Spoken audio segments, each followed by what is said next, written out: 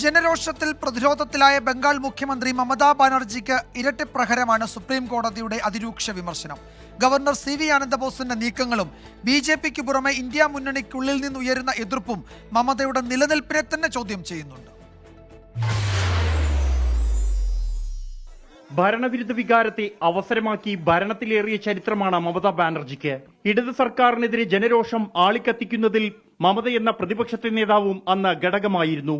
എന്നാൽ ബംഗാളിലെ തെരുവുകളിൽ ഈ ദിവസങ്ങളിൽ അലയടിക്കുന്നത് മമതാ വിരുദ്ധ മുദ്രാവാക്യം. വനിതാ ഡോക്ടറുടെ കൊലപാതകത്തിലെ പ്രതിഷേധം മമതയുടെയും തൃണമൂലിന്റെയും അടിത്തറയിളക്കാൻ പോന്നതാണ്. ആരോപണങ്ങളെ പ്രതിരോധിക്കാൻ കൊൽക്കത്തയിൽ മമത മുന്നിൽ നിന്ന് പ്രകടനം നടത്തിയെങ്കിലും അതെല്ലാം പ്രതിഷേധങ്ങൾക്ക് മുന്നിൽ ഇല്ലാതായി. സ്വന്തം പാർട്ടിക്കാർ വരെ സർക്കാർ നിലപാടിനെതിരെ രംഗത്തുണ്ട്. മമതയ്ക്കെതിരെയുള്ള നീക്കവുമായി ഗവർണർ സി.വി. ആനന്ദബോസ് ഡൽഹിയിൽ തമ്പടിക്കുന്ന ദിവസം തന്നെയാണ് സുപ്രീം കോടതിയിൽ നിന്നും ബംഗാൾ സർക്കാരിനുള്ള പ്രഹരം.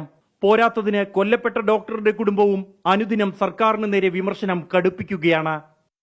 ചക്രവ്യൂഹത്തിലാണ് ദീദി. എന്നാൽ ജനങ്ങൾ സ്വയം തെരുവിലേക്ക് ഇറങ്ങുമ്പോഴും മുഖ്യ പ്രതിപക്ഷമായ ബി.ജെ.പിക്ക് ജനക്കൂട്ടത്തിന്റെ നേതൃത്വം ഏറ്റെടുക്കാനാകുന്നില്ല. വിദ്യാർത്ഥി യുവജന പ്രസ്ഥാനങ്ങൾ ജനശ്രദ്ധയിലേക്ക് എത്തിച്ച വിഷയത്തിൽ രാഷ്ട്രീയമായി നേട്ടമുണ്ടാക്കാൻ CPIM-നും ഇതുവരെ കഴിഞ്ഞിട്ടില്ല. കൊൽക്കത്തയിൽ നിന്നും ജിജീന്ദ്രനൊപ്പം ബൽറാം നെടുങ്ങാടി, 24.